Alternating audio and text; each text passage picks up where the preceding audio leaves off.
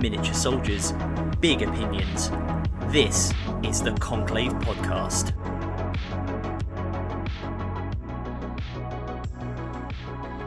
Hello and welcome to the Conclave Podcast. I'm the Sandman, and joining me today we have Adam, the legal department, and the Warhipster. How are you guys doing tonight?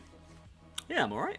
Yeah, good. It's a Saturday, so yeah, exactly. You know, it's raining. That's always preferable. Well, we don't know when this is being released. Come on, let's keep up the illusion, right? If this doesn't come out till yeah, good point. Sorry. If this doesn't come out till Wednesday, everyone's going to know I'm really shit at editing. What we'll do? And I'll give you some options if you like. So, it's Monday. It's the beginning of the week. I'm raring to go. Pause. It's Tuesday, Ed. I had a good productive day yesterday. I'm excited to see what the rest of the week brings. Pause. Wednesday, I hate everything. I don't even want to be here right now. Thursday, Friday's coming. Friday, it's Friday, Ed. It's Brady. It's brilliant. It's Brady. I don't know what I'm talking about. Buddy. There you go. That's Monday to Friday for you. We'll give you some weather options as well. It's raining, sunny, cloudy, foggy. It's raining meteorites. You can just insert those as you wish. Okay. I was all prepped then to go, did you see that plague of locusts? And you just beat me to the punch with a rain of meteorites. I swear we were going to do something 40k related tonight. Anyway, so yes. What's that? Don't know what that is. So yeah, let's move on. So today we are going to continue looking at some of the origins for the guys on the team. So obviously you've heard me, BDR, Quipster, and you had Kareem. But today we're going to go into Warhipster and Adam because Warhipster does not live in London and Adam had moved on to a better place. That place being Slovenia. But tonight... I'm not dead, to be clear. This is not like they've not trapped me Ghostbusters style and you've got the disembodied voice coming out of a box. Again, Adam, come on, let's keep the illusion going. People are going to think that this is some incredible podcast. I like to mix podcasting with speaking with the dead. I think that's the future. But yeah, in Seance cast. But in terms of hobby progress, guys, what are you guys working on out of curiosity? Do you want to take this, Adam, or shall I? Yeah, I'll start because the giveaway is we're both working on essentially the same thing at the moment. I, as Sandman alludes to, I was lucky enough to actually be able to leave the country fairly recently, and thus I have been in the 2-week required quarantine lockdown thing that you have to do when you come back. So I've been making a lot of progress on my Necrons, and in particular I've been building everyone's favourite ancient crotchety. I can't even speak now. We'll edit that angry skeletal overlord, the Silent King Zarek, and I actually spent today, for a bit of last night and most of today, building, and because I'm weird and sad like this, magnetizing the model so that you could take Zarek and his two little accompanying Pharaons off of the big floating sort of dais thing he's on, and I found a lot of it to be an annoyingly fiddly build. I'm not going to lie. It's an amazing model. It looks very cool when it's all together, but I think it suffers certainly the two little Pharaon guys, Rosencrantz and Guildenstern, I think we're naming them. They are or Sadler and Waldorf is what the other one is. Yeah, Statler and Waldorf. They are annoyingly difficult to build for like no reason, and fair enough to the GW guys who sculpted the damn thing because it looks very cool when it's all together. But there was a bit of cursing going on this afternoon in my like little hobby room when I was trying to glue these guys together. I mean, Josh, you built yours at incredible speed, didn't you? Didn't you get it done in like an afternoon or a day or something? I mean, some of us are just born with a gift. I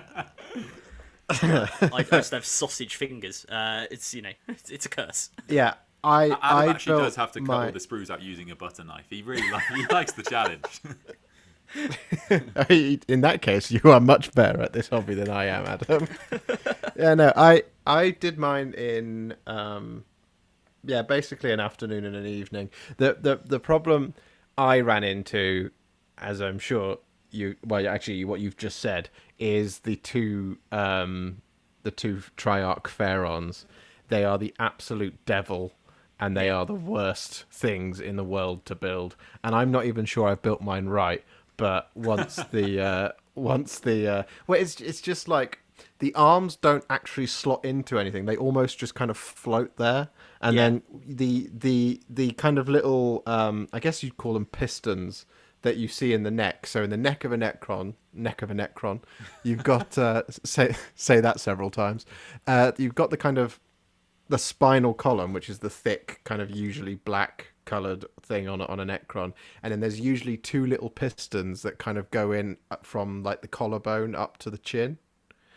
Those don't go anywhere on these two characters. They just kind of hang there, Wow. Yeah, which is the worst. Yeah, and to add to what Josh is saying, you have to position them, and I agree. I think mine are probably in a similar way in that I'm not sure they look all right, but I'm fairly sure looking at the book, I've probably not built them quite right. Because that they obviously, like, one of the one arm on each of these guys is holding this sort of big staff, and to kind of get the angle right that they're holding it, you have to sort of sit there and try and line up the bit where the shoulder, the arm bone connects into the shoulder bone, and and then I'm going to sing the song. But then you have to line up that like neck piston thing with that spinal cord. But then it just, because as Josh says, it doesn't connect into anything. It just kind of moves about really easily. And then you have to put the back of the torso on as well. It just gets really fiddly really quickly. Yeah, it's really frustrating. Is it for both of you? Is it the biggest model you've done? Oh, I don't know. What I haven't done is put it side by side with Teclis. Oh, he's a big boy as well. Yeah, He is a big boy. It's probably the tallest one I've done, because I was comparing it today to the Doomstalker, the big sort of War of the Worlds thing. Awesome model. Because that's obviously, it's a great model. And by contrast, incredibly easy to build. I mean, because it is By easy contrast? to build, to be fair. Oh, look, we're just making loads of puns now. But it's very tall. And, the Silent King is significantly taller, actually, with his sort of big throne thing. But, probably my biggest in terms of height. Although I say that, I'm thinking now I do have a knight sitting on the shelf. Sometimes width is more important, though, I hear. Yeah. Well, I do. I have a very girthy knight, so don't worry about that. He's good. Yeah, no, I've got the Castellan as well. So that's what I need to just do a side by side of all these three things. I know it's bigger than the Stardrake from the Stormcast Eternals. It's definitely bigger than that. But I don't know. It's I mean, so I've done, Oh, I don't know. It probably is the tallest as well model that I've ever done. In terms of intricacy to paint, it's not really all that hard. It's just there's the sheer volume of it. But then again, I'm a madman and I'm doing it with contrast. And there's a tutorial coming soon. Yeah, I'm excited for that. I can't wait to see how you paint the Minears with contrast, because that like the scheme is that teal blue. It's beautiful. Yeah, I must admit, I was, so obviously we have a bit of a, I guess, an in with Josh, given we all sort of work on the podcast together and we're all friends. So as soon as I saw on the Warhipster, as soon as I saw on the Warhipster Instagram, when I was sort of building Zarek when I first started last night, as soon as I saw Josh had done the scheme on the Blackstone pylons, I immediately was like, right, how do you do those?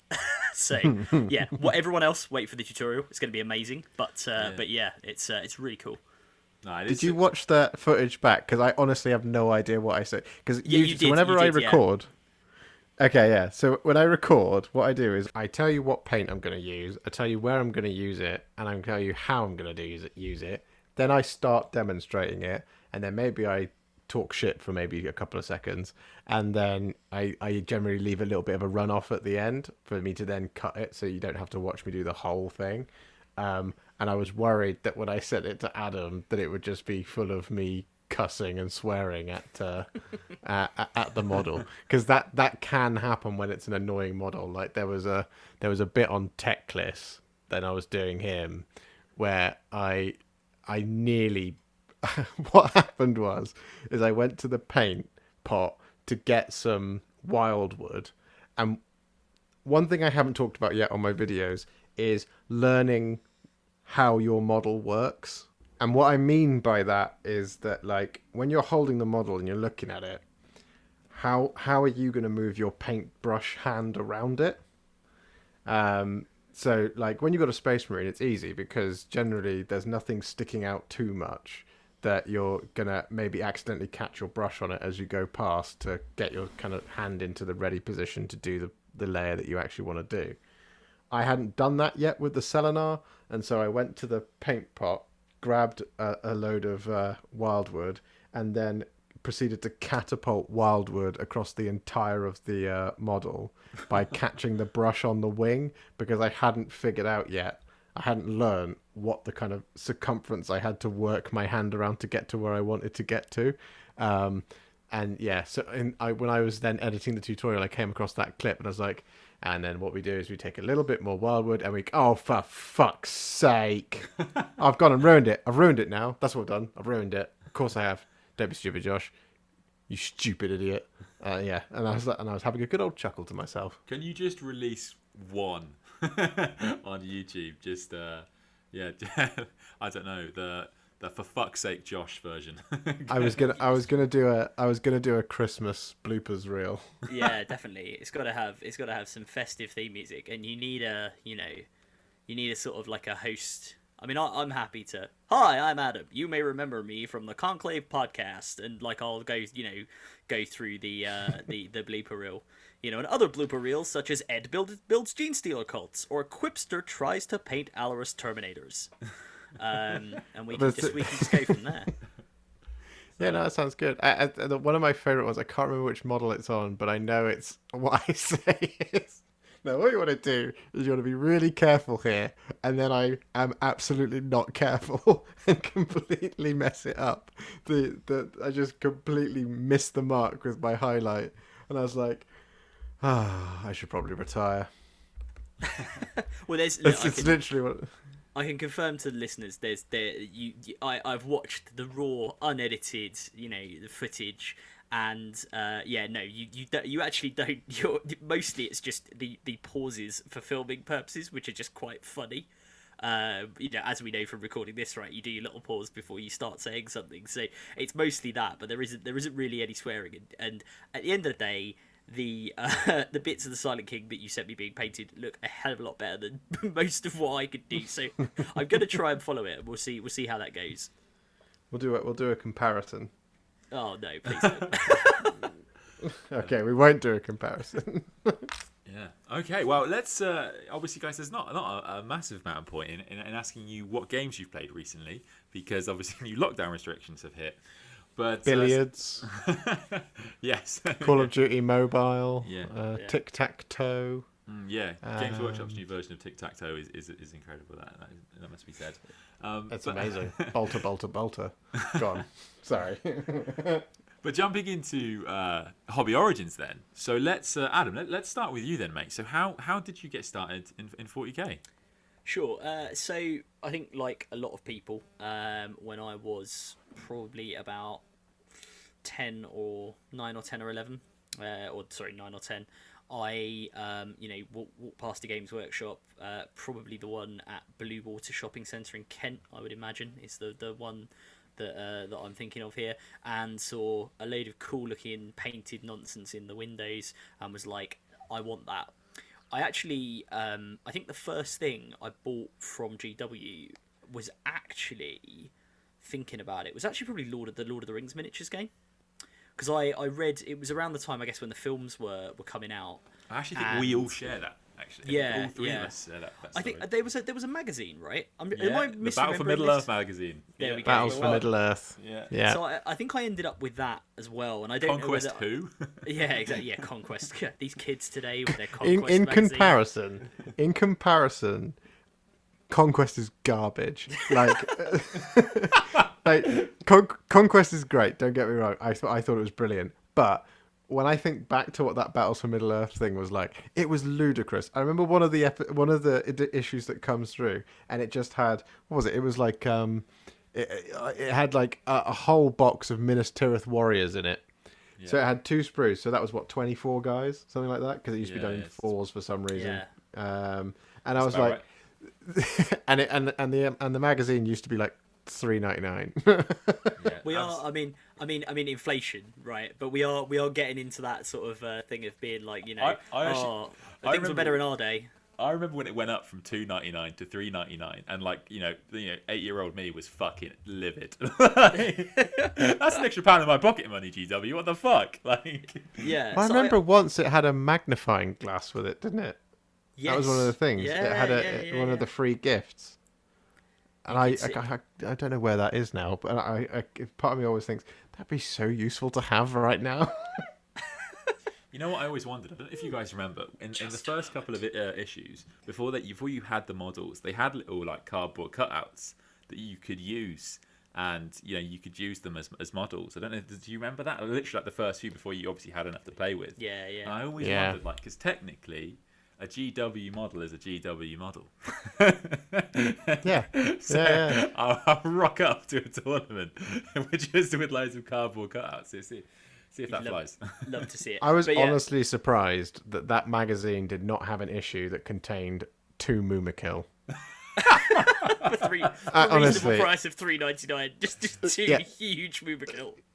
No, I just remember it being obscene. And I know the savings with Conquest are the same, but you got stuff like Aragorn the King on horseback. Yeah. Which was a full price blister pack. Yeah, in OG metal as well. And you used to get stuff before it came out. I remember, Yeah. I've forgotten his name. The guy that guides the Rohirrim through to Minas Tirith. You got him, and I was like, who? Because this guy wasn't in the films. I was like, who the fuck is this guy? And then they released the box set a year later or something. It's incredible. Yeah, it's brilliant. Sorry, we got It's all right. overtaken by We've nostalgia. abandoned both my hobby origins and also just the fact that this is supposed to be a 40k podcast. Well, welcome guys to the Battles for Middle Earth fan club podcast. No, but it was really cool. And to be fair, thinking back, I probably actually had that because that would have come out when the first, obviously around the time of the first the Fellowship film, which was 2000, I think. When that first came out, 2000 or 2001, because Return of the King was 2003, I think, which again makes me just feel old. But anyway, so I would have got that around that time, and I think that was that I sort of got into that before I then went down to a Games Workshop and saw Warhammer 40k and was like, okay, this also looks really cool. And as much as I love building endless numbers of pike-wielding Uruk-hai, which I'm pretty sure I've still got somewhere in a box from the Two Towers, these armies, these 40k armies, look really cool. So my first 40k attempt to get into it was I had Tau actually. Because I've still got a whole bunch of, and this is Ed's nodding with approval right now. So you and Alex, but it's incredible. Yeah. So again, because I think I was of that age, right? It was kind of anime battle suits, that's all very cool. And I found the other day a Crisis suit from that era, which has enough white paint on it that I think it's about a full inch or two thicker than the model should be, because I just slapped white paint on it and I had no idea what I was doing. Clearly, Biostrip 20 just saw it and just gave up. It was no fucking way. I must admit, I am tempted to put it in Biostrip just to see if it could get through it, but I think it's going to take. I'll be honest, I think it's going to take like a chisel or something. I don't know what paint I used on my old stuff, but it had bonded with the plastic or something. but Biostrip just looked at me I've got my limits. Fucking hell. There's only so much I can do. The amount I've done for you, mate. To be fair, I always think that. Go on. Sorry. No, I was going to say I did the Fire Warriors because I've still got some Tau now, and I did actually strip the Fire Warriors that I'd put together, back then, and they were all right because clearly I did them with a sort of not with 18 layers of. It wouldn't have been Korax white back then, whatever the white paint was called. Unlike what I did on this Crisis suit, I did, however, Skull White. Yeah, Skull White. There we go. I did, however, paint a Fire Warrior for some reason in Cadian colours. So I've got this one Fire Warrior who's in the sort of green and khaki of the Cadians, just bizarrely. Maybe he's Gwevasha. Maybe he's a human auxiliary in the Tau. So that was sort of the first one I got. I then, and this is me now riffing on what I was doing back then because I honestly can't remember, just by what I found in the contents of the box I brought home from my parents. So I obviously at some point decided that I wanted to get into Chaos Space Marines because I've got a bunch of normal Chaos Space Marines. one original Metal Obliterator, a Chaos Lord, and a bunch of Khorne Berserkers. And I clearly had decided that they were going to be my army, because what I've also got is a box of what appear to be just the regular Cadian Imperial Guard, but I've filed off all of the, or cut off all of the Imperial symbols and just stuck horns on them and stuff like that to turn them into these like proto traitor guard. Because I think back then you could have Lost and the Damned, right? So they were meant to be part of the overall like controlled by this Chaos Space Marine warband. And if people have been on our Instagram, the picture we put up for the episode, the most recent episode where we were talking with our friend AJ about Chaos, my sort of weird kit bashed guy with a massive gun, that was my Chaos Space Marine color scheme, which I think is sort of meant to be Red Corsairs, but again I'm not entirely sure what I was doing back then. But yeah, that was my start in the hobby. I think all of us then pretty much stopped after a certain age, because I discovered that, you know, girls exist and playing around with little toy soldiers wasn't the best thing to be doing. I only got back into the hobby around about 2 and a bit years ago now. So I by way of background, I'm a lawyer. I'm a corporate lawyer, and yeah. Boo. Thanks guys. Thanks guys. It's all right. We're used to it. It's fine. And Hey, I've worked with lawyers. Send in your abuse to Adam. Yeah, please direct your abuse to the Instagram page. It's fine. So my job that I do is can be quite stressful from time to time, which I'm sure some people are like, you know, playing the world's smallest violin right now. But it can, you know, it's quite an involved job, and can be quite high pressure and involve very long hours. And you know that going in, but it's good to have a, you know, as people have talked about in the hobby a lot recently, it's good to have an outlet and something on the side that you do. When you're in a job like that, or any other sort of high pressure job that is just totally, you know, I think Winters described it. Winters SEO described it as he described his hobby as being like his island that he goes to, you know, and sort of shuts the world out. And obviously the world at the moment as well, you know, let alone jobs, the world at the moment is a bit of a depressing place in many respects. So it's just good to have this hobby on the side that you can do and take your mind off things. It was actually my other half's idea, which I think she regrets now, because I was just going through a particularly stressful period in the sort of bit of work that I was doing, and she said, "Well, didn't you used to paint those little like toy soldier things?" And I was like, "Oh, what, Warhammer?" She's like, "Yeah. Why have you ever thought about doing that again? Because I think the painting will sort of take your mind off things and, you know, be very relaxing for you." Yeah, we went into the Tottenham Court Road Games Workshop in London and picked up the No Fear box, which people will know from 8th edition. And since then, the collection has grown, which is why I think, to be honest, my other half just absolutely regrets telling me to do this. I've got Space Marines, I've got some Eldar, I've got some Tau, like I said, which is sort of a continuation of what I had when I was a kid. I've got the Necrons, obviously now from Indomitus, and the Sisters of Battle, and I've also got the Death Guard, and there are some random Chaos Marines laying about, which, as I mentioned last time, I'm probably going to try and do something Emperor's Children-y with. But yeah, I now have a lot of armies, because I really enjoy the painting. I love the game as well. I mean, we play together in down at Badminton Cafe in London, but I also just really enjoy having the optionality of just loads of different sort of armies to play about with and new models to paint, and especially because, you know, the new sculpts are really, really good. You know, the new Necrons look great. The Sisters of Battle are amazing, incredibly detailed, take ages to paint, because there's loads of little, you know, gothic nonsense and shiny buttons and trinkets and scrolls on them, but they look really, really cool. So yeah, that's really me and how I got started. I use the hobby, as I say, as a stress relief and a distraction from, you know, not just from work, but just from the world at large. And it's just good, as I say, good for your mental health to have something, I think, to any hobby to retreat to. And so if I had to push you for a favourite, if I had to force you to choose between your children, who are you choosing? What, in terms of armies? Yeah, sorry. I was gonna say I don't have any kids, but I'll just pick one. I think the sisters at the moment, like the sisters are just they're very 40k. I know it sounds like a. What'd you say? I said power gamer.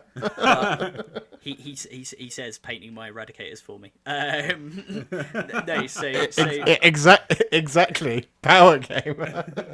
No, the sisters. Honestly, the sisters. Yeah, I mean, look, they're good in the rules, but the models in the army are just incredible.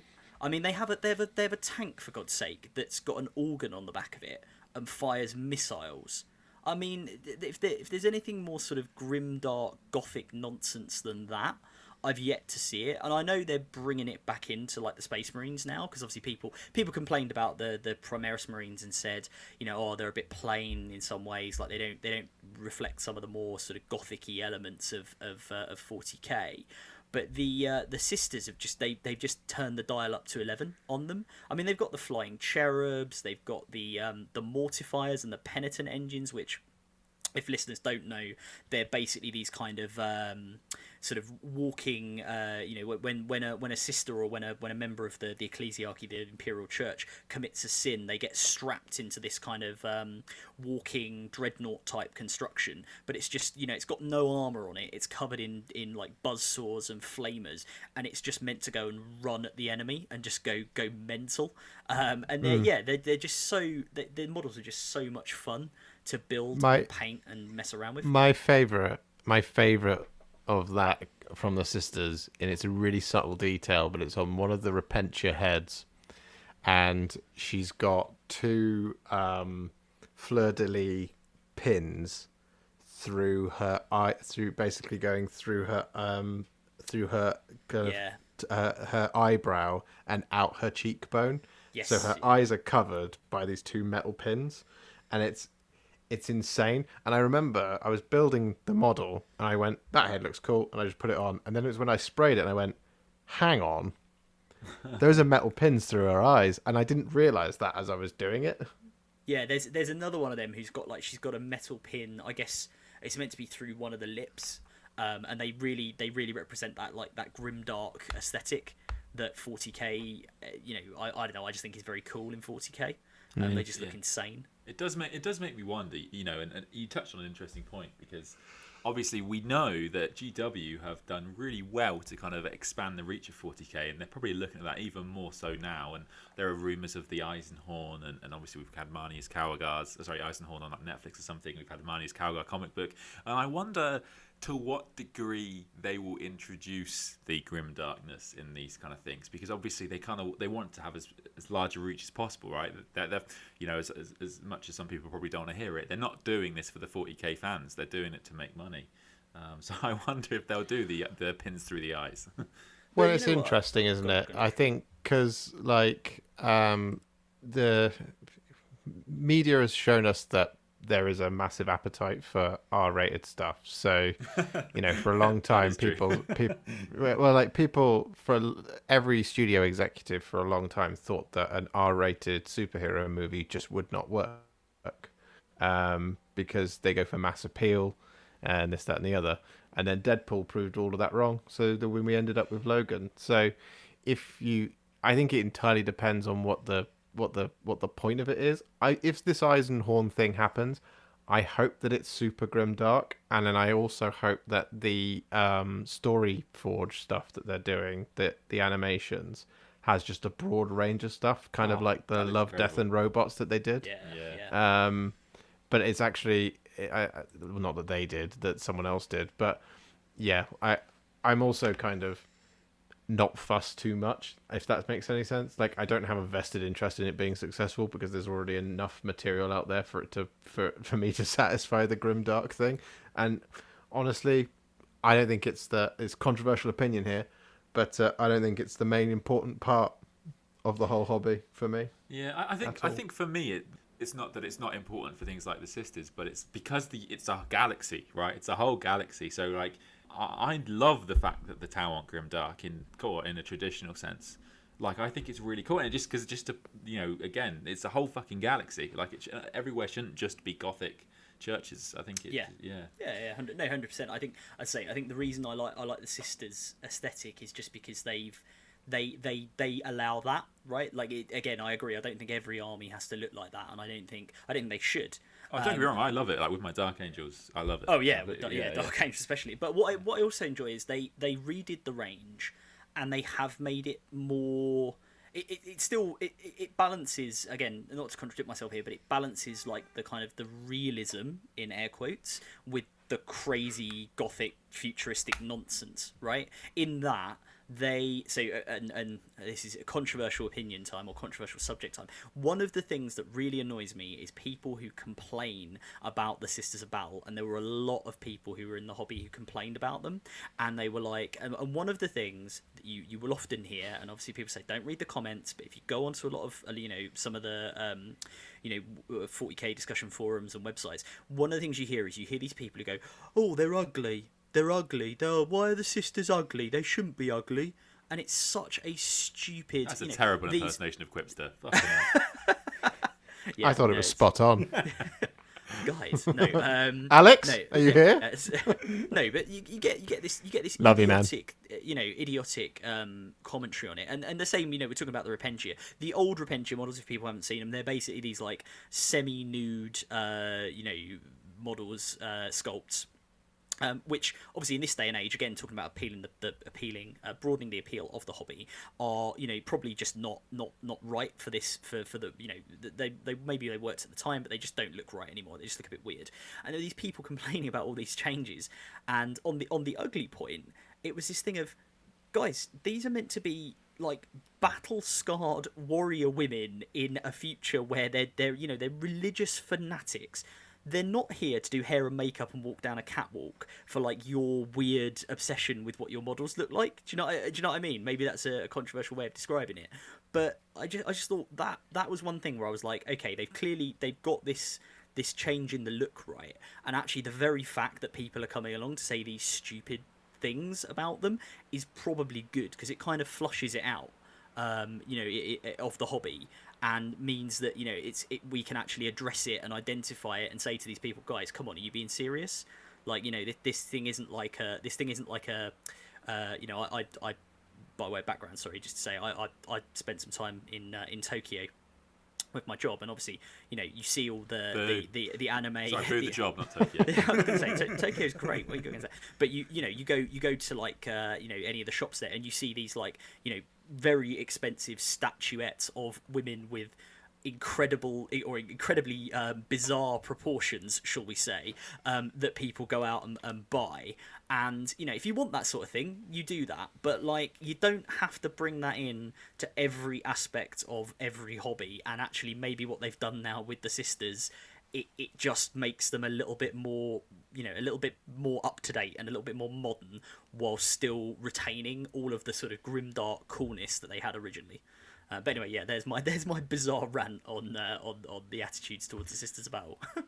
Well, I think that's a pretty good transition, because obviously from talking about Adam's blood-sucking career, let's move on to Blood Angels. So, Josh, you are probably the biggest Blood Angels fan that I know. But how did you get there? How did we get to the sheer massive quantities of Blood Angels that you have today? Is this my turn to do my origins now, is it? Yeah. That was my excellent segue. Yeah, no, sorry, I just broke your flow.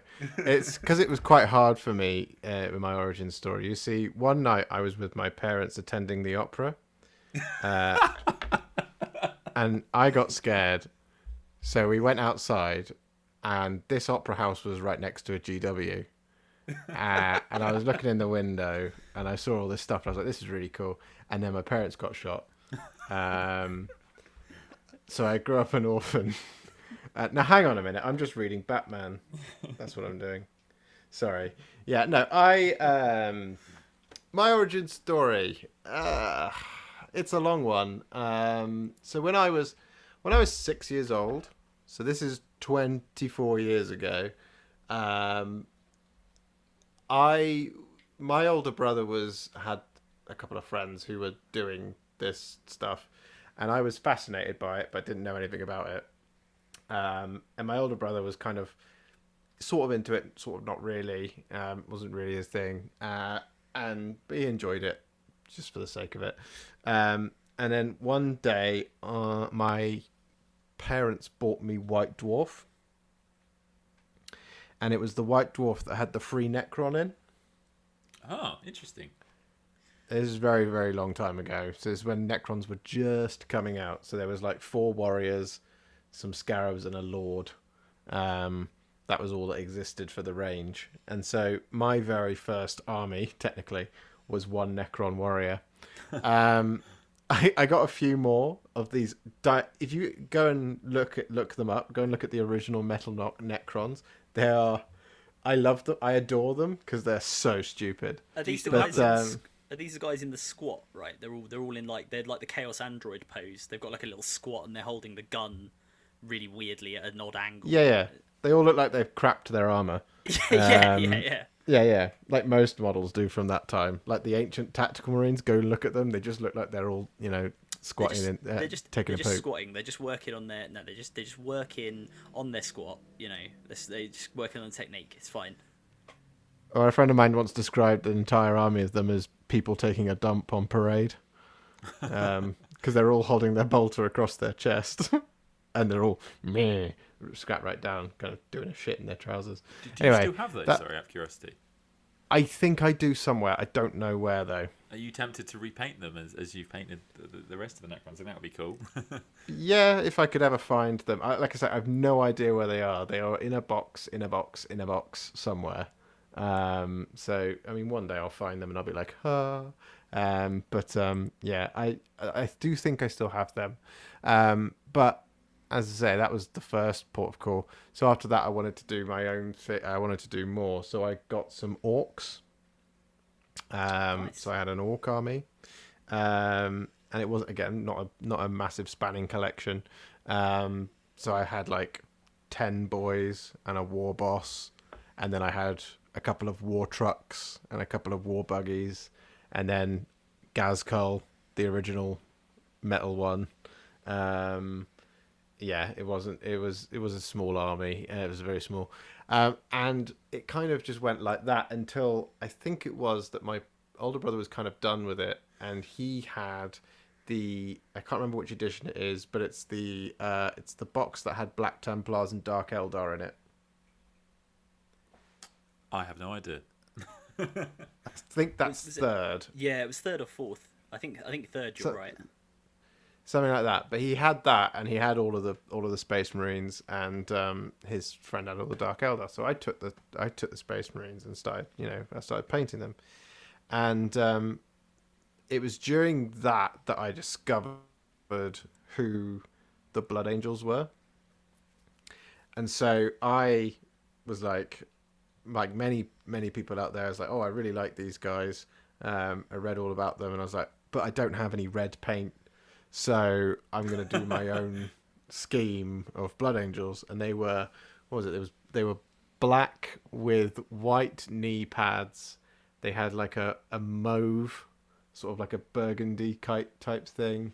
They had burgundy knee pads, that was it, and white shoulder pads. So it was basically like an off-brand Black Templar, but I was calling them Blood Angels. And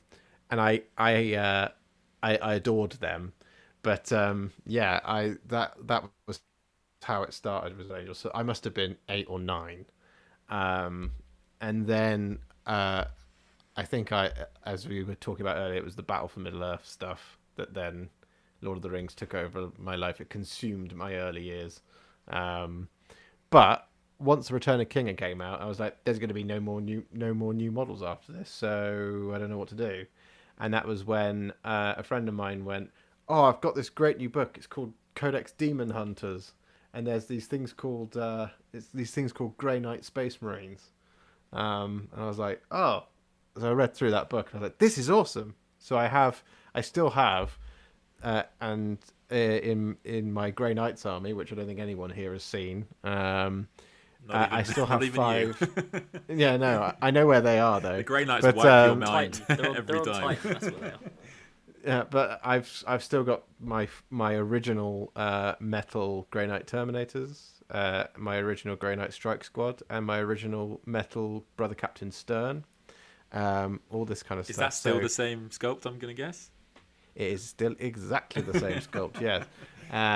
And so, yeah, I then did Grey Knights, and then I dug out my old Blood Angels, Blood Angel Successor chapter, and I went, this is my combined army, this is my Demon Hunters army. So, yeah, I did that for a few years.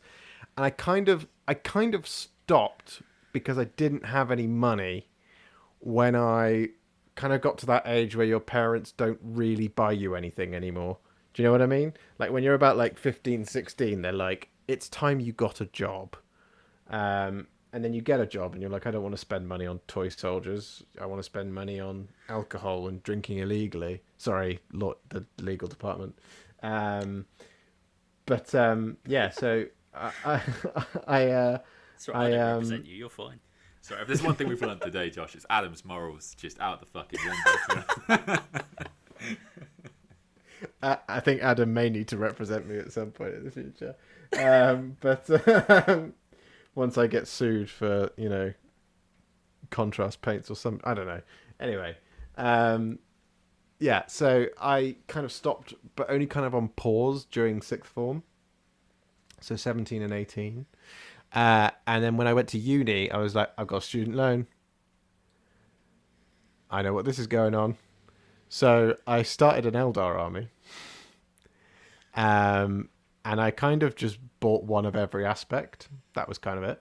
And didn't really do anything with it. I remember I finished the Banshees and I finished the Striking Scorpions and the Dire Avengers. And I just didn't. I ended up not doing the rest of it. Because I also got hold of the Battle for Black Reach, which was the Ultramarines and Orcs. Got hold of a second-hand copy of that, which was unmolested by anyone. So I built and painted all those Ultramarines. And that was kind of served me through university. And then I moved to London. And I didn't do it for a couple of years because I didn't have any cash. And what cash I did have was spent on rent and stuff and, kind of just doing anything but really.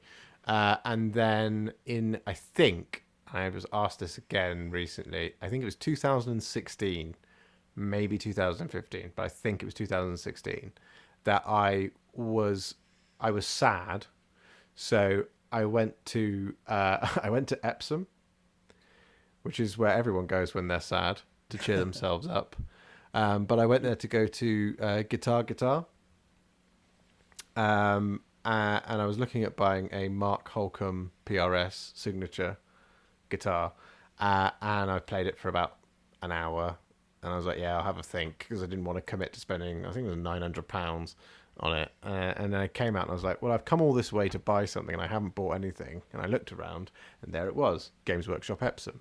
So I went in there and I bought the old Space Marine paint set, and I built and painted 3 Ultramarines in about an hour and a half, and I was like, yeah, no, I think I'm in trouble because I'm back now, and I've been in it ever since. And yeah, my journey really has been quite interesting in a way over the last 4 years, because whilst the only stuff I had with me in London was these old Ultramarines and these old Orcs.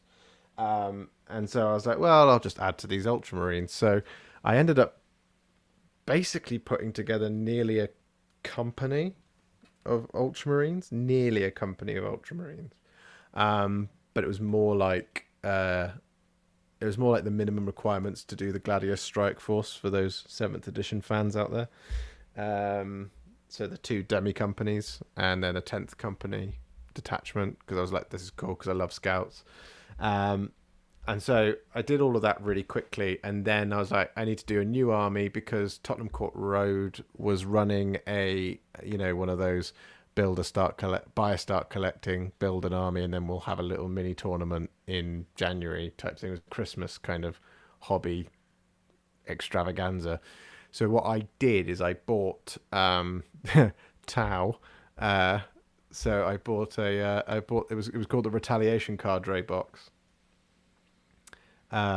which had a Riptide in it. It had a broadside, 3 crisis suits, and a commander, which is close to the 8, basically, I think.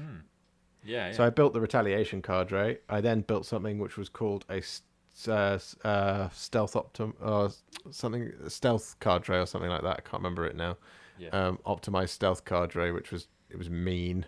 It'll mean nothing to 8th edition and 9th edition people, but it was really mean. And then proceeded to absolutely smash this kind of tournament because Tau were absolute filth at the end of 7th. And then someone said, "Well, why don't you? If you're enjoying doing that, now that's right. I bought all the Tau and I painted it over like 2 days, and I was like, well, I'm ready for like the next 2-3 months." And then the guy in there, it was Pablo, said, "Why don't you enter the Age of Sigmar one as well and do something?" And I was like, "Well, I've never really been into the fantasy thing." He was like, "No, go on, have a go." I was like, "Yeah, right." So I then built an enormous Stormcast army as well. And then I have been steadily adding armies to my collection, but to circle all the way back to where the Blood Angels thing that you asked me about, Ed, this is the tangential answer. This is why I'm not successful in job interviews, because I talk about this. What happened is I went to Fun and Fluff, which has been talked about a lot on this podcast, I know. But I went to the October Fun and Fluff, which I think is the first one. So that was in 2018, maybe? Something like that. Anyway, I was there and I brought my Dark Angels list, which was a bunch of Ravenwing, some Scouts, and my favourite models in the entire range, the Deathwing Knights. So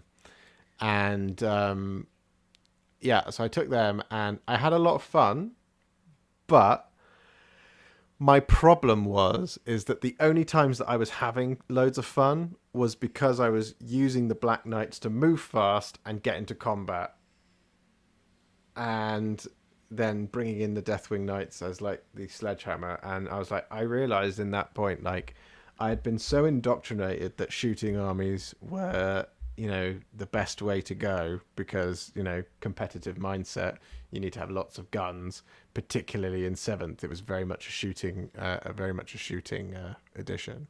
I've been so indoctrinated with that I was like, I wasn't actually really having fun playing with shooting armies.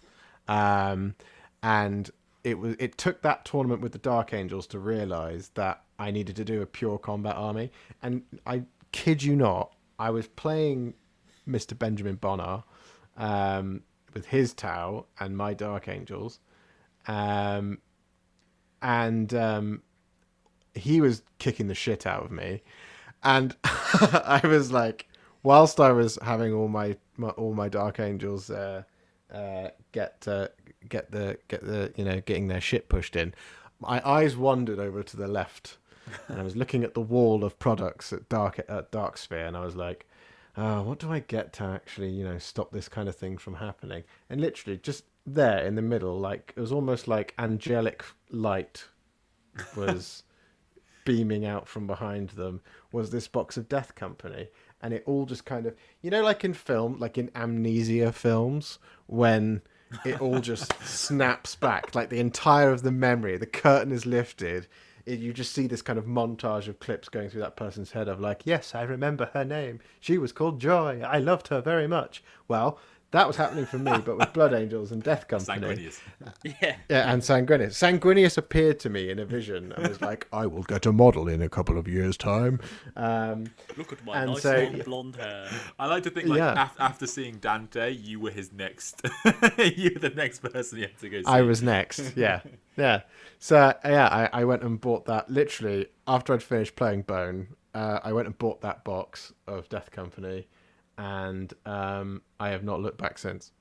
That's awesome. I think one of the questions that I want to ask, just because I've asked it to a few people now and I really enjoy the answers, is as someone that's played a few editions, can I get 2 rules from you? One rule that you thought was absolutely nuts and was in a previous edition, and one rule that you would just really like to bring back through to ninth.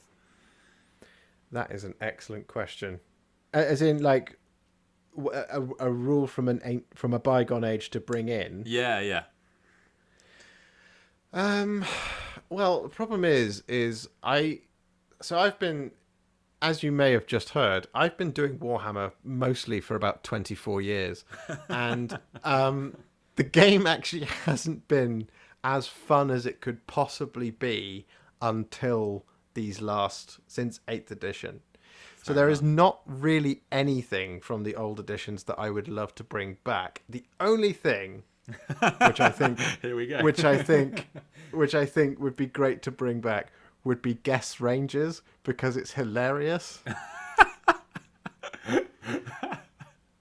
Fair enough. Can you imagine? I mean, if you've got that spatial awareness, then yeah, I mean, it's a massive advantage. Okay, cool. Is there any rule that that was absolutely bonkers in previous editions, and you're just like, how the fuck did that ever get in the game?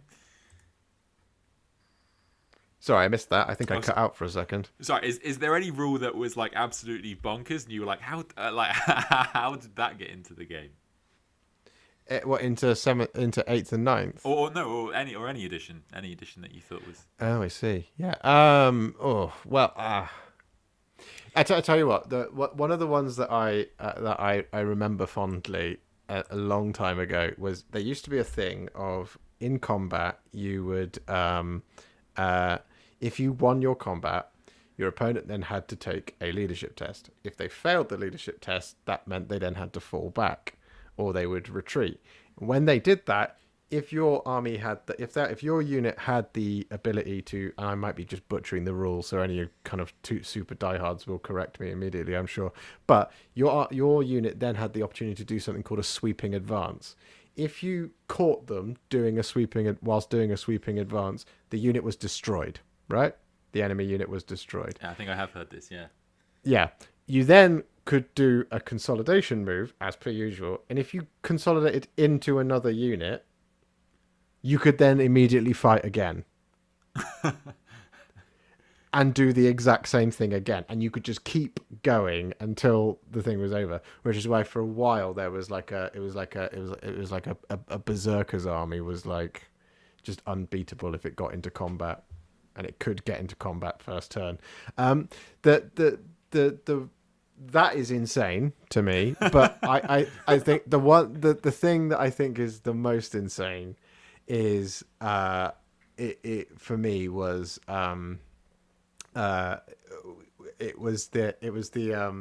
it's vehicles interacting with dangerous and difficult terrain, and it's freaking hilarious.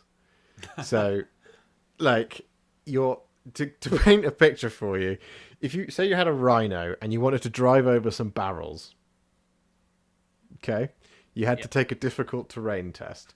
If you failed the difficult terrain test, you then had to see what would happen. If you rolled a 1, you were then immobilized. That was it.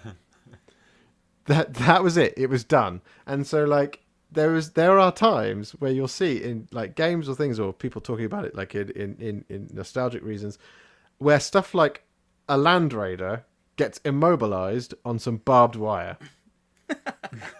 sounds wholly realistic, to be fair. Yeah, it's I just, for the life of me, I can't figure out what the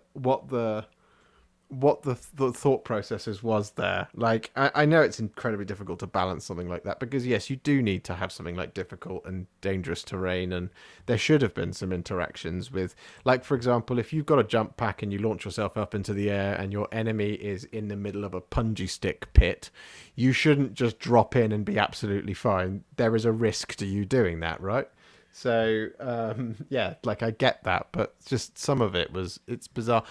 There is very, very, very little, if anything, I would ever want to see come back. Honestly, like, I've seen your collection of blast templates, mate. I know that's a lie. I use them as wind chimes.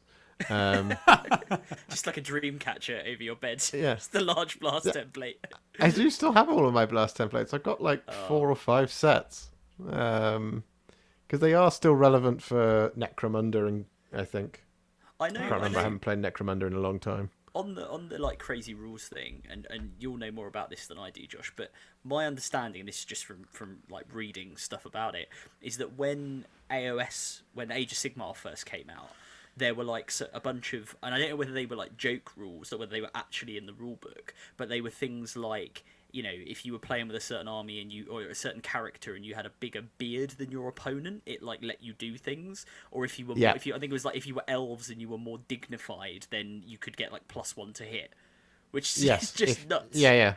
No, that stuff did exist. I think it was a joke, and it was, but I know we're not. I know this isn't a Warhammer Fantasy podcast, but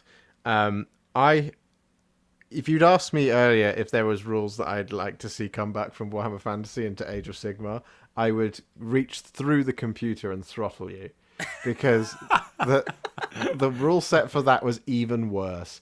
And like, so here's my example. The Warhammer Fantasy rules were supposed to represent, you know, these massive armies fighting in units, this, that, and the other, and it was supposed to be as real as it possibly could. Now, if you had a unit of dwarves, for example, who had, say, a 5-inch movement, and you wanted to wheel them slightly to the left, that was it. That was all you could do. So you couldn't just like, so you know, like now you can just like your Space Marine, you can just like turn him to the left, and that's it. Doesn't take any movement.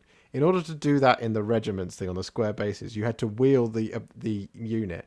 The unit as a whole used its movement, even if not every model had moved. So if you wanted to like kind of pivot on a corner, you would have to move the unit, say the 4 or 5 inches, to get to like a diagonal, and that was it. That was done. They couldn't move anywhere from that point because the whole unit's movement was used, even if not all models had moved. How ridiculous is that?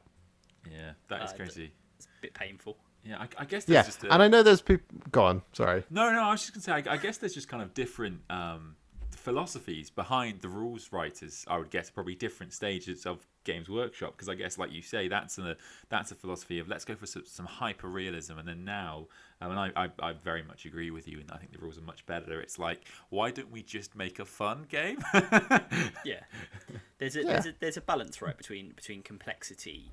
Like, and actually, it's quite funny when we were talking at the very very beginning of this about, like, you know, we haven't really played much games. One of the reasons that like my other half Kelly won't really play Warhammer is because she's constantly complaining that there's too many rules. There's just too much. You know, she's just not into that kind of play style, which, you know, is interesting because God forbid if she was playing one of these earlier editions where there was just even more sort of nonsense stacked on top that you had to remember. But yeah, there's a balance to be struck between realism and you know, actually making the game practically playable. So yeah, I don't know. I think they've got it broadly right at the moment. I think there's an improvement on small things with 8th that were a bit weird.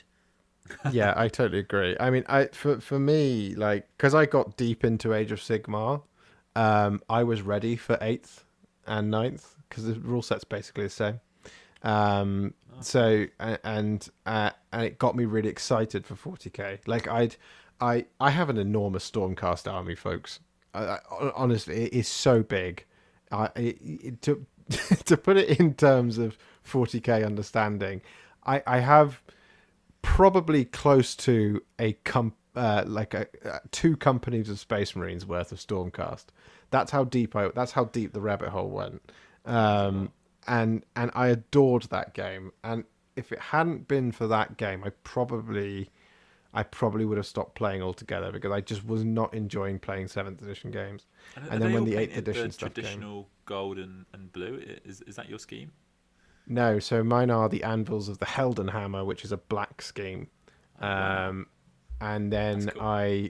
And then I listened to all of the audiobooks and decided to pivot hard into Hallowed Knights, which is a silver and blue scheme. And then a bunch of heroes came out that are Hammers of Sigmar, which is the traditional gold and blue scheme. So I've done a bunch of them as gold and blue. I could build 3 different roughly equivalent sized Stormcast armies, which is yeah. So you think my Blood Angels amount is a lot? I've got almost the equivalent in definitely the equivalent in Stormcast. And so I've got to ask then. So what is it about Blood Angels? So I know probably not got too much time remaining, but let's see if you can keep it to within an hour. What is it about Blood Angels that makes Which you one just thing? just love them? It's Sanguinius's story. Okay. Good. There we That's go. it. That's all it is. Like so the idea of Sanguinius and what he does is his sacrifice to put the Have you ever thought about Christianity? Just out of curiosity. I have, yeah. I used to go to Spring Harvest when I was a kid. It's the way he sacrifices himself to produce the weak point or the opening for the Emperor in the fight against Horus is a heroic sacrifice enough. Then you learn that he had the gift of foresight, which meant that he had been seeing that vision for a few years, like 3 or 4 years, and you learn this through the Horus Heresy books, is that he's been foreseeing this thing happening, but he still does it anyway. And like he then has also foreseen the pain that it will cause his sons, but he still does it anyway because it's the right thing to do. It is the only thing that he can possibly do. He's seen the visions where he doesn't do it and what happens, and he still puts his life on the line and dies knowing that he has done the only thing that the only choice that he possibly had, to stay true to the Emperor, to stay true to the Imperium and the vision that they all shared together during that time. And I think even just that alone makes it worth collecting the army.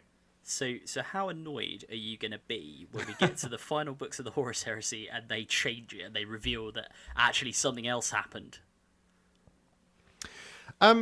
Well, I don't know. I tell you, it's an excellent question. Just from a general point of view of like the fact that they are going to write it is just absolutely great. Like there's been admittedly there's been a lot of stuff that you could say is like that in the Horus Heresy, where it's like they've delved into things that just people didn't even want delving into, and there are things that were kind of unanswered questions that were core to 40k, and now they've answered them, and it's like holy crap. And absolutely, Adam, like that is one of them. Is like what exactly happens there? So for example, the chink in Horus's armor, like. Is that a metaphor? Is there a literal chink? How does this work? Like, they're going to answer these questions, and that's fascinating, isn't it? Really. So my theory is that because Sanguinius was so beloved by all of his brothers, is that it's not an actual, because I'm certain that Horus is not indestructible. Like Russ does loads of damage to him in Thingy, and he is. Horus is at that level. He is about as mega powered up as he's possibly going to be. I know he powers up a little bit more, but he is that is almost Super Saiyan Horus, right? And then, so my theory is that Sanguinius, whilst he probably wounds Horus, and Horus wounds him almost definitely, terminally, one would say, that it is that murder on Horus's behalf that produces the doubt in his mind. Okay, interesting. Yeah. That's my theory, and it is that sliver of whatever is good and green about Horus's soul that starts to resurface during his fight with the Emperor. I think that is what it is. But I don't think they're going to rewrite that event. Like I can't see that the book is just like Sanguinius turns up and Horus is like, "Hey Sanguinius, I've been good all along," and then Sanguinius falls to chaos. I just can't see that being the. And then. Yeah, I mean, I asked the question like he pulls off a mask jokingly. And it's actually like Lehman Russ. It is I, Vulcan. No, I asked the question jokingly, but yeah, as Ed says, they are going into things like this, and it is just going to be really interesting because that is the without drawing the analogy too close, that is the Jesus moment, right? That is that artwork of Horus and the Emperor and the body of Sanguinius. I mean, that's just iconic. And I think everyone in the hobby has seen that and knows it. So seeing it written down in a book, and especially for you as a Blood Angels fan, it's going to be amazing. It's just going to be really interesting to see how they do it. I think that theory is actually really good. It might explain why he drops the shields, you know. Yeah, and like I mean, even just the Blood Angels themselves, whilst within them, they don't. It's kind of a thing of they master the darkness within them, and they know what will happen to them, and they strive forever to be the absolute best until it does, and then even then their brothers still care for them in that moment and want them to have the heroic end that they deserve. So then they join the Death Company, and then this, that, and the other, and it's just like it's the other thing, if you want to get really super technical about it, is that there's loads of background about them when they were before they found Sanguinius, was that their gene seed wasn't fussy. So like you didn't have to be, prime stock of human. You didn't have to be, perfectly healthy. They literally could take anyone, and it took the absolute worst of humanity. So like mutants and, like just plague-ridden people, and they became the absolute angelic best version of themselves after the process. And there's something also kind of beautiful about that. Is it's yeah, and they have so much humanity about them because the other side of them within their soul lacks this total lack of it. So yeah, they're brilliantly written, and it's a beautiful legion. And yeah, that I can go on and on, as you've heard me do before. Well, no, that's really lovely. Honestly, I think that's just really nice. No, it's always awesome to hear people that are just so passionate about their factions. And yeah, I mean, I am not a Blood Angels player, but yeah, 100%. You cannot. Everything to do with Sanguinius and the Blood Angels is just rouses those 40k feelings in you. I think that's that's going to be the end of the podcast this evening, folks. Please do have a look at the links below to support Bad Moon Cafe, who we did mention in the last podcast. Obviously, they're going through a really difficult time, as lots of places are. Before we just sign off, Josh, where can people find you on Instagram? They can find me on Instagram at Warhipster. They can find me on YouTube at www.youtube.com/Warhipster. You can find me on Patreon at patreon.com/Warhipster, and Ko-Fi at ko-fi.com/Warhipster. There's definitely a trend here. You can, I think that's everywhere. I actually just said Instagram. Josh, can you keep to the fucking script, yeah? Jesus No. Christ. No, I cannot. Adam. I cannot and will not. Shan't, Ed. If you want, you can also contact me via smoke signal. You can also contact me via homing pigeon. You can write me a letter.